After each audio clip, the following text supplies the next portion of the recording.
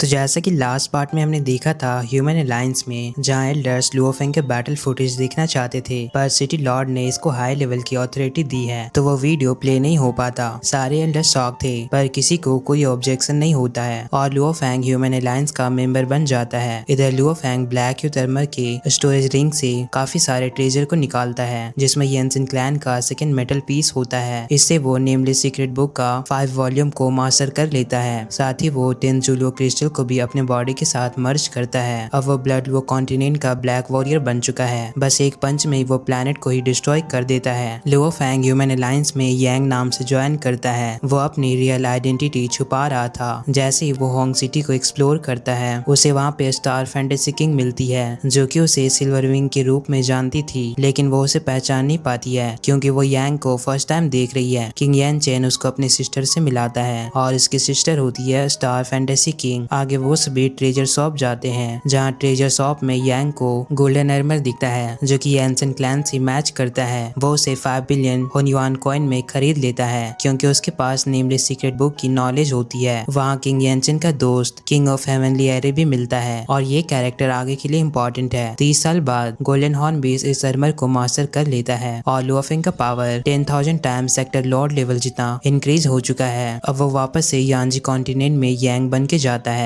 और काफी ज्यादा बैटल्स करके अपने यांग नाम को भी फेमस कर लेता है और किंग यान चेन और स्टार फैंटेसी किंग उसके सबसे अच्छे दोस्त बन जाते हैं। सेक्रीफाइस टावर खुलने के लिए 6 टोकन चाहिए। लुओ फेंग के पास एक है। किंग यानचिन को जर्क आर्मी से दूसरा टोकन मिलता है। दोनों टोकन टावर की तरफ अट्रैक्ट होते हैं। वहाँ एक बैटल शुरू हो जाता है, जहाँ एक बंदा मरने से पहले तीसरा टोकन स्टार फैंटेसी किंग को देता है। अब किंग कैन जिनजुइका और थंडर किंग अपनी आर्मी के साथ वहाँ पे आते हैं। वो उन पे अटैक कर रहे थे ताकि वो टोकन ले सके। लुओ फेंग, किंग यान चेन और स्टार फैंटेसी किंग टेलीपोर्टेशन की मदद से बच जाते हैं। किंग कैंचिन उनसे कहता है कि दोनों टीम्स को कोऑपरेट करके इस सेक्रीफाइस टावर को ओपन करना चाहिए, वरना फाइट से दोनों का नुकसान होगा। और अब आगे तो नेक्स्ट एपिसोड का ट्रेलर देखने के बाद सबसे ज्यादा शॉक देने वाली चीज है स्टार इल्यूजन का डेथ। जब वो ट्रेलर में स्टारलाइट बन के डिसअपेयर होती दिखती है, ये मोमेंट काफी ज्यादा इमोशनल है, स्पेशली क्योंकि एनिमेशन ने इस कैरेक्टर को विजुअली इतना स्ट्रॉन्ग और ब्यूटीफुल प्रेजेंस दिया है कि फैंस इस कैरेक्टर को काफी ज्यादा पसंद करने लगे। बस 2 ही एपिसोड में इस कैरेक्टर को काफी ज्यादा पसंद किया जाने लगा। स्टार इल्यूजन किंग नोवेल में असल में ज्यादा अपेयर तो नहीं होती है, वो बस साइड कैरेक्टर जैसा हेल्प करके चली जाती है, लेकिन एनिमे में उसको हाईलाइट करके एक मेमोरेबल एंट्री दी गई है। और अब सिर्फ 2 एपिसोड के अंदर ही स्टार इल्यूजन किंग इसका ट्रेजिक एंड देखना फैंस के लिए काफी ज्यादा इमोशनल होगा। ये आर्क सेक्रीफाइस टावर का कोर है, यानी येंजी क्लैन के कोर टावर में से एक है, जहाँ इसके अंदर 3 इंपॉर्टेंट वर्ल्ड रिंग मौजूद है। टावर के अंदर टेलीपोर्टेशन करना अलाउ नहीं है, इसलिए यहाँ पे स्पीड और मूवमेंट काफी बड़ा रोल प्ले करने वाला है। इस बार ह्यूमन टीम और मैकेनिकल टीम का कॉम्पोजिशन नोवेल से काफी ज्यादा अलग है। एनिमे में टाइगर थ्रोन की जगह स्टार फैंटेसी किंग को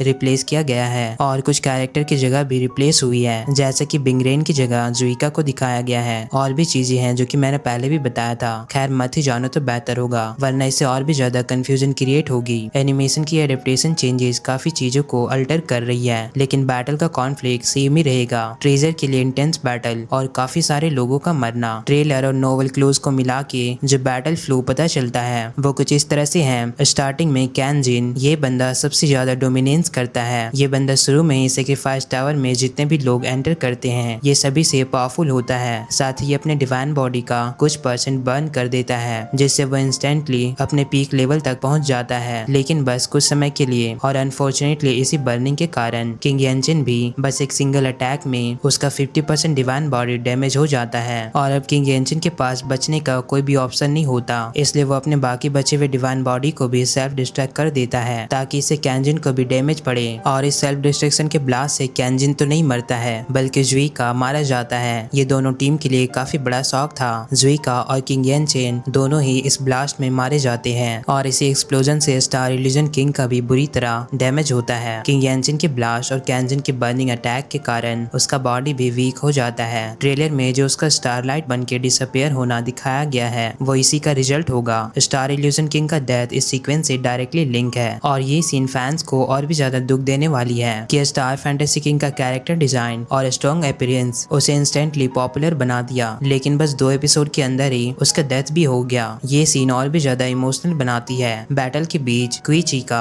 जो कि येंजी क्लैन क्लैन का एल्डर है ये भी खुद को सेल्फ डिस्ट्रैक्ट करेगा ताकि वो क्लैन के इनहेरिटेंस और ट्रेजर को बचा सके। वो एक्सप्लोड करके सभी को किल करना चाहता है। उसकी सेल्फ डिस्ट्रैक्शन से भी बैटलफील्ड पूरी तरह से बदल जाती है। ये एक्सप्लोजन कुछ किंग को बाहर कर देती है और कुछ को इतना ज्यादा वीक कर देती है कि उनके पास सेल्फ डिस्ट्रैक्ट करने के अलावा कोई दूसरा ऑप्शन ही नहीं बचता है। आगे चल के कैन जिन काफी ज्यादा लालची करता है। जब वो भी अपने डिवाइन बॉडी को बंद करता है उसने सोचा था कि सारा लूट उसे ही मिल जाएगा, लेकिन पर्पल बेल किंग उसके पास एक ट्रम्प कार्ड है जो कि इसे काउंटर कर देता है। पर्पल बेल किंग का वेपन जो कि अटैक्स को 90% तक ब्लॉक कर देता है। पर्पल बेल किंग जानबूझकर शुरू से ही खुद को वीक दिखा रहा था ताकि दूसरों को पहले लड़ने दे और एंड में अपना ट्रम्प कार्ड यूज करके सही मौके पे वो A812 फायर गॉड क्रिस्टल को डायरेक्टली ब्लास्ट कर देता है और ये एक्सप्लोजन अब तक की सबसे पावरफुल एक्सप्लोजन होती है। इवन कि इस एक्सप्लोजन के कारण कैन जिन जो कि खुद को सबसे ज्यादा पावरफुल समझ रहा था वो भी मारा जाता है और अब केवल लुओ फेंग और पर्पल बेल किंग ही बचते हैं। अब तुम सबके मन में सवाल आता होगा कि लुओ फेंग कैसे बच गया, क्योंकि उसके पास कुछ यूनिक वेपन और टेक्निक्स हैं। सबसे पहले सीवो विंग्स उसे स्पीड में एडवांटेज देती है और टावर के अंदर टेलीपोर्टेशन करना बिल्कुल ही बैन है, तो यहाँ लुओ फेंग को बचाने में सबसे ज्यादा सिल्वर विंग ही मदद करती है। दूसरा उसके पास है जनरल आर्मर और डीमन किलर क्लैन का क्लोन बॉडी। क्लोन को वो बैट की तरह यूज करता है ताकि वो अपने स्ट्रॉन्गर एनिमी को कंफ्यूज कर सके। ऊपर से लुओ फेंग यानसन क्लैन का सेकेंड मेटल भी कंप्लीट कर चुका है जो कि ओवरऑल उसकी ह्यूमन बॉडी को काफी ज्यादा स्ट्रॉन्ग बनाती है। इन सब चीजों की वजह से Luo Feng fast score area तक पहुंच जाता है और ट्रेजर चेस्ट भी ले पाता है। जब ट्रेजर रिवील होता है लुओ फेंग को येनजी क्लैन का रिसोर्सेज मिलता है, साथ ही कुछ वर्ल्ड रिंग्स और एक सीक्रेट पैटर्न ट्रेजर मिलता है। इसका नाम है लॉकिंग वॉइड आर्म। ये वेपन काफी ज्यादा इंपॉर्टेंट है क्योंकि वो लुओ फेंग को स्पेस सीलिंग एबिलिटी देता है, मतलब कि फ्यूचर में लुओ फेंग के पास एक डायरेक्ट काउंटर करने का सबसे स्ट्रॉन्गेस्ट वेपन है जो कि इमोर्टल लेवल टेलीपोर्टेशन को भी और सोल अटैक को